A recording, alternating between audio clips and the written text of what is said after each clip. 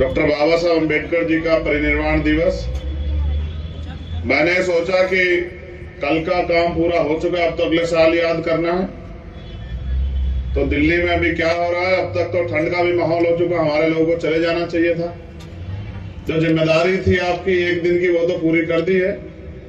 2-2 दिन सम्मेलन क्यों कर रहे हो, क्यों वक्ता बुला रहे हो, क्यों बातें कर रहे हो? अब तो 364-65 दिन बाद जागना, जब पुणे सम्मेलन, पुणे बाबा साहब का परिनिर्वाण दिवस आएगा तभी आना, क्योंकि हमारे लोगों को लगता है कि एक दिन के सम्मेलन से, एक दिन के आंदोलन से, एक दिन के महापुरुषों के परिनिर्वाण को मनाने से उनकी जिम्मेदारियां पूरी हो जाती, और हम दूसरे लोगों पे, दूसरे संगठनों पे, दूसरी पार्टियों पे चिल्लाते रहते हैं।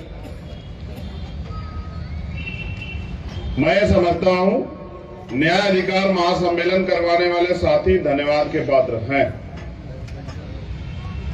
इसलिए धन्यवाद के पात्र हैं क्योंकि उन्होंने एक प्रोग्राम बना के हम लोगों को एक अवसर दिया कि हम एक मंच पे आके अपनी बात को रख सकें।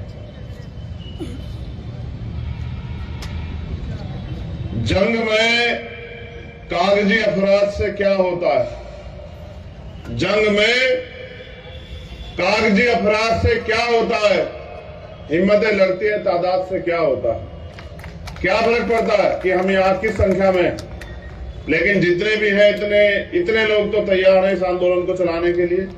इतने लोग तो तैयार हैं 2 दिन से महापुरुषों के मिशन पे काम करने के लिए। ये बहुत, जब एक एक महापुरुष संकल्प करके इतने बड़े बड़े काम करके गए, जब इतने सारे लोग जो यहाँ उपस्थित हैं और उनके परिवार के लोग, उनको सुनने वाले, उनको चाहने वाले, मानने वाले लोग धीरे धीरे काम करते रहेंगे, तो मुझे लगता है एक दिन हमारा आंदोलन सफल हो जाएगा।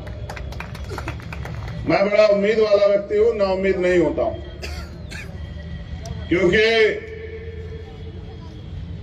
हमारे जितने पिछला अनुभव सब कहता है, जब हम महापुरुषों को पढ़ते हैं तो वे कहता है कि आंदोलन चलाना जरूरी है, क्योंकि देश तो आजाद 1947 में हुआ, लेकिन हमें अधिकार मिले 1950 में।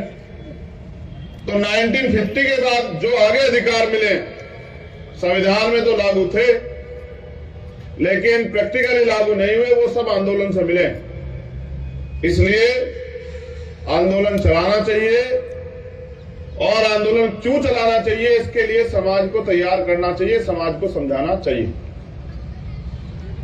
क्योंकि परंपरा है महापुरुषों को याद करने की। तो आज के इस मंच से मैं फूले, साहू अम्बेडकर, पेरियार,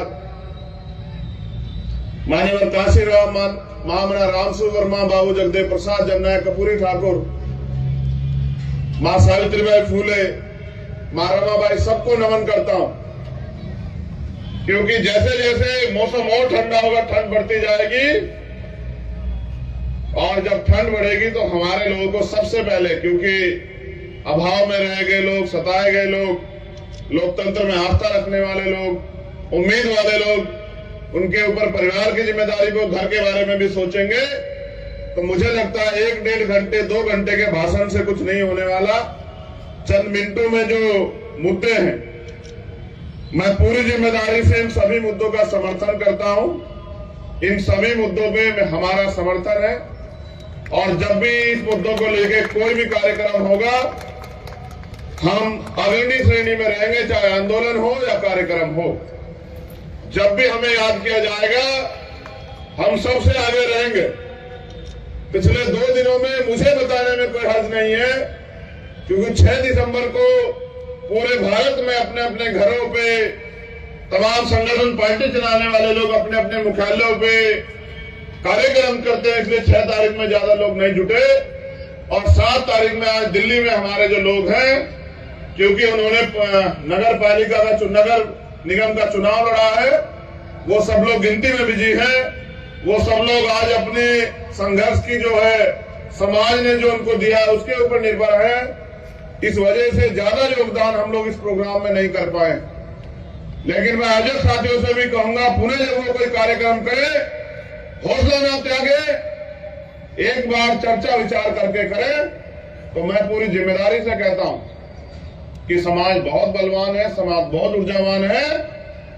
एक नहीं हजारों ऐसे उदाहरण, चाहे 2 अप्रैल का हो, चाहे यहीं का जब दिल्ली में रविदास गुरुगढ़ टूटा, तमाम उदाहरण है कि हमने बहुजन समाज के लोगों ने अपने झंडे और झंडे का सम्मान रखा, अपने आयोजकों का भी सम्मान रखा।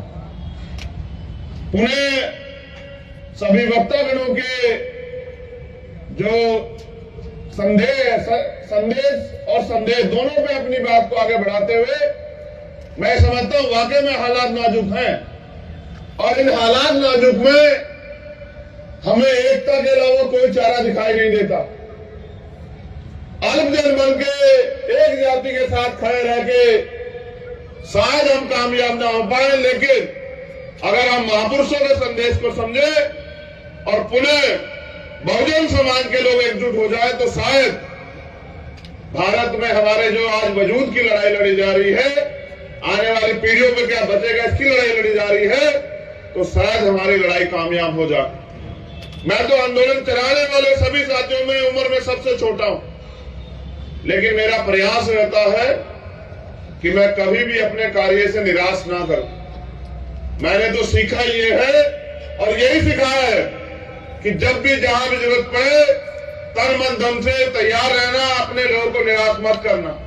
और मैं अभी भी इस प्रयास में लगा हुआ हूं कि राष्ट्रीय स्तर पे बहुजन समाज के लोगों में एकता बने, और मुझे लगता है कि ये प्रयास भी आने वाले समय में सफल होंगे। लेकिन निराशा इस बात की है कि भारत में महापुरुष भी बताए, संविधान भी कहता है कि लोकतंत्र है, लोकतंत्र में जिनका वोट होता है उनका राज होता है, लेकिन भारत के लोकतंत्र में जिनकी संख्या ज्यादा है उनके अन्याय अत्याचार भी ज्यादा है, और वो अधिकारों से भी सबसे ज्यादा वंचित है। इस मंच पे ये नाम नहीं बैठे, विचार बैठे हैं, व्यक्ति नहीं बैठे, संदेश बैठे हैं। मैं इस मंच का पुनः सम्मान करता हूं, क्योंकि हम उम्मीद को रखने वाले लोग हैं, हमारे कंधों पे बड़ी जिम्मेदारी है।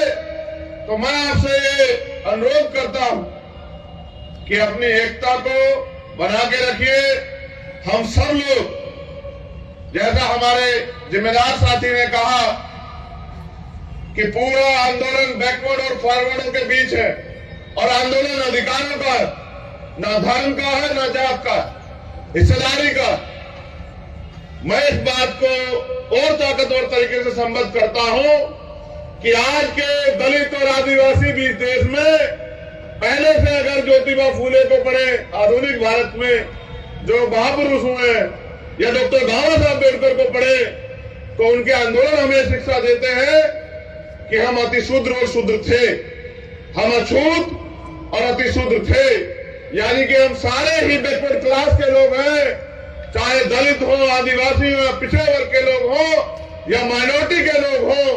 तो मैं इस बात को और ताकतवर बल देता हूं कि ये पूरा आंदोलन अगड़े और पिछड़ों का आंदोलन है, और जब पिछड़े वर्ग के लोग अधिकारों के लिए लड़ने का काम करेंगे, तो डंडे और झंडे के साथ हम इस आंदोलन को सींचने का काम करेंगे, क्योंकि आने वाले नस्लों को जवाब देना है। लड़ाई आपकी मेरी नहीं है, हम तो जागरूक सजग लोग। आने वाली पीढ़ियों के हिस्से में क्या बचेगा? महापुरुषों ने संघर्ष से पेड़ लगाए और उसके फल हम लोग खा रहे हैं। आज अगर प्राइमरी स्कूल के हेडमास्टर का बेटा यहाँ खड़ा होकर बोलता है, तो ये महापुरुषों के संघर्ष, बलिदान, त्याग के जो कारण जो हमें फल मिले हैं, जो अधिकार मिले हैं संविधान में, ये उनकी देन है।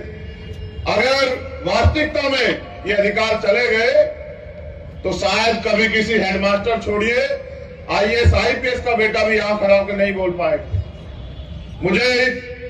मैंने बड़ी मजबूती से महसूस किया, और मुझे हमेशा साथियों ने प्रेरित किया कि पढ़िए, क्योंकि मेरी उम्र कम है, तो मैं ये तो नहीं कह सकता मैं 30 साल से आंदोलन चला रहा हूं, या 40 साल से आंदोलन चला रहा हूं, या 20 साल से आंदोलन चला रहा हूं। मैंने तो जो कुछ भी सीखा इस मंच पे बैठे हुए लोगों से, या महापुरुष जो लिख के गए उससे सीखा। मुझे आज भी याद है, जब मैं पढ़ता हूं बाबा साहब अम्बेडकर के 1956 के स्टेटमेंट को, जो किताबों में लिखा हुआ है, आगरा का, कि मैं तमाम तरह के अपमान, अन्याय, आरोप सह के इस कारवां को यहां तक लेके आ पाया हूं। अगर आप इसको आगे नहीं बढ़ा सकते तो इसको पीछे मत जाने देना मेरे बच्चों, यही मेरा आपको संदेश है। आज तो कारवां लुट चुका है, भक्ति छोड़िए साहब, हालात देखिए क्या हो गए हैं। वो जो नेता घर से बाहर नहीं निकलते, उनको आपकी और मेरी परवाह नहीं। आज मजबूर है हम लोग कि न्याय जन्मसिद्ध अधिकार है, फिर भी हम रोज लाशें उठा रहे हैं। राजस्थान हो या मध्य प्रदेश या दिल्ली, मैं तो दिल्ली के लोगों को बधाई दूंगा, मेरे सम्मानित मंच, कि आज दिल्ली का रिजल्ट आया है। एक से एक वक्तागण यहाँ बड़े बड़े ओजस्वी भाषण देते हैं। दिल्ली में लोग खुशी मना रहे हैं और ये लोग यहाँ जो है बताइए सम्मेलन कर रहे हैं। जिनका देखिए, जिनकी वोट नहीं उनका राज स्थापित हो गया है एनसीडी में भी। इनका देखिए, इनका हौसला और इनका रास्ता देखिए कि वो लोग दिल्ली में जश्न मना रहे हैं, रंग लगा रहे हैं, जिनका इतना सा वोट है और जिनका इतना बहुसंख्यक वोट है, ये यहाँ तमाशबीन बने बैठे हैं। बताइए, और कह रहे हैं वोट हमारा, राज तुम्हारा। सारे नेता यही कहते हैं, बताइए, कोई कमी छोड़ता ही नहीं है। मगर ये बताओ, दिल्ली में आपके हिस्से में क्या है एमसीडी में? जरा दिल्ली के लोगों हाथ उठा के बताना मुझे। बड़े हमारे बहुजन मीडिया के लोगों से भी धन्यवाद कहता हूं, झूठ मत दिखाया करो यार। क्या झूठ दिखाते रहते हो कि हम तो यहाँ किला ढा देंगे। हालात देखो आज क्या, एक सीट नहीं जीत पाए, एक सिंगल सीट। पिछलग्गू बन के अपने हिस्से की बात भी नहीं कह सकते हो मेरे साथियों। एक साहब ने कहने का प्रयास किया था तथागत बुद्ध के बारे में, बाबा साहब की प्रतिज्ञा के बारे में, देखो क्या हुआ। ये हालात सच यही है। उनके तलवे चाट के, उनकी पूंछ बन के हम ओरिजिनल बात भी नहीं कह सकते। अपने हक की बात तो छोड़िए, जो महापुरुष कह के चले गए। इसलिए कह रहा हूं, दिल्ली के लोग बधाई के पात्र हैं। इतनी बड़ी आबादी और फिर भी बैठना जूतों नहीं है, तो मैं क्या कर सकता हूं भाई बताओ, जब आप लोग सुधरना नहीं चाहते। मैं तो प्रयास कर रहा हूं और मेरे साथ हजारों साथी प्रयास कर रहे हैं दिल्ली में भी कि हमारे लोग जागे, लेकिन आप आदत छोड़ने को तैयार नहीं है। तो कोई बात नहीं, हम फिर जगाएंगे, फिर आपके बीच में जाएंगे, फिर समझाने का काम करेंगे। क्योंकि अगर इस काम को हम पढ़े लिखे लोग नहीं करेंगे तो किन से उम्मीद करें? वो लोग जो सुबह उठ के काम पे निकल जाते हैं। ये तो पूरा समाज आर्थिक रूप से कमजोर है। थोड़ा बहुत अगर आरक्षण से जो नौकरी मिली उसके कारण बन पाया। इसलिए जो पढ़े लिखे सजग लोग हैं उनकी जिम्मेदारी बनती है कि अपनी जिम्मेदारी को समझें। जैसे बहुजन मीडिया ने अपनी जिम्मेदारी को समझा, बहुजन नेता भी अपनी जिम्मेदारी समझे। अपनी रोजी रोटी, अपनी तैयार की गई संपत्ति, अपने परिवार की चिंता छोड़ के समाज की चिंता करें। क्योंकि अगर हम इनकी चिंता करते हैं और इनकी चिंता करने वाला नेता कभी समाज का भला नहीं कर सकता, मैं आपको गारंटी देता हूं। आप मेरी बात को याद रखना, जो परिवार की और अपनी संपत्ति की परवाह करेगा।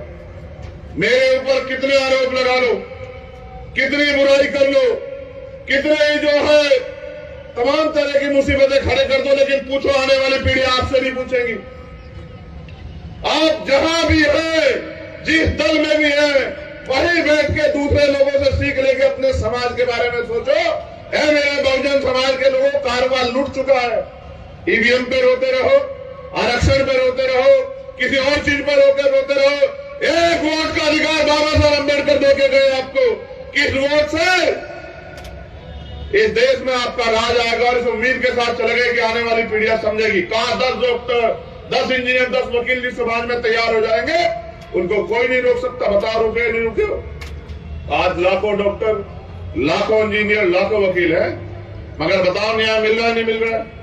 मेरे काबिल साथी यहां बैठे कह रहे थे ईडब्ल्यूएस पे फैसला आएगा हमारे पक्ष में, और एक दो काबिल और बैठे वो हंस भी रहे थे, कहे कि ये गुमराह कर रहे हैं, कोई फैसला नहीं। अगर वाकई में नहीं आया, क्लोजन सिस्टम भी इसमें है, लेकिन उनको चैलेंज कहां से करोगे? उसकी ताकत बता दो कहां है। बस इस देश में सड़कों से नारे लगते हैं और कानून सदनों से बनते हैं। आप इससे बड़ा सम्मेलन करो, जिनको कुछ देना नहीं वो नहीं देंगे, लेकिन अगर आप अपनी ताकत बना लोगे और कानून बनाने की हैसियत में चले जाओगे, फिर आपके लोग आधे से फैले नहीं रहेंगे। तो मैं मेरे सोए हुए बहुजन समाज के लोगों, चाहे कितनी भी निंदा करो, कितना भी विरोध करो, लेकिन हालात देखो कि आज हालात क्या है। और मेरा पूरा भरोसा है कि बाबा साहब अम्बेडकर ने एक बात कही थी कि 21वीं सदी हमारी है, ये 21वीं सदी चल रही है, हम रहे ना रहे, आप उम्मीद रखो जो इधर बैठे हैं वो भी और जो इधर बैठे हैं वो भी, ये देश भी सलामत रहेगा, हमारा राज भी आएगा और महापुरुषों का सपना पूरा, क्योंकि बाबा साहब अम्बेडकर झूठे नहीं हो सकते, उनकी औलादे झूठी हो सकती है, नालायक औलादे, सच्चे औलादे भी झूठी नहीं है और बाबा साहब अम्बेडकर भी झूठे नहीं। अगर ज्यादा लोग नहीं कर रहे हैं, कुछ तो कर रहे हैं, और जो दांव में लगा के कर रहे हैं उनका बहुत बहुत धन्यवाद। पुनः आयोजकों का धन्यवाद इस उम्मीद के साथ कि सजग रहिए, जिम्मेदार बनिए, अपनी जिम्मेदारी को समझिए। जो महापुरुषों के आंदोलन से आपको मिला है उसके बाद आपकी जिम्मेदारी बनती है कि समाज की जिम्मेदारी भी आपकी है। पुनः फिर मुलाकात होगी। जय भीम, जय भारत, जय मंडल, जय संविधान, जय जोहार, नीला सलाम। धन्यवाद।